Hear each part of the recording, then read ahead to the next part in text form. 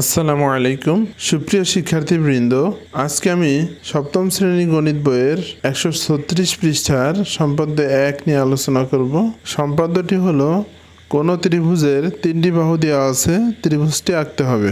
বিশেষ নির্বাচন হলো, মনে করি ত্রিভুজের তিনটি বাহু এ বি সি দেওয়া আছে, ত্রিভুজটি আঁকতে হবে। তো অঙ্কনে বিবরণ হলো, যে কোনো রশ্মি বিডি থেকে এর সমান করে বিসি অংশ কেটে নিই। বি ও সি বিন্দুকে কেন্দ্র করে যথাক্রমে বি ও সি এর সমান ব্যাসার্ধ নিয়ে বিসি এর একই পাশে দুটি বৃত্তচাপ আঁকি। বৃত্তচাপ দুটি পরস্পর এ বিন্দুতে ছেদ করে।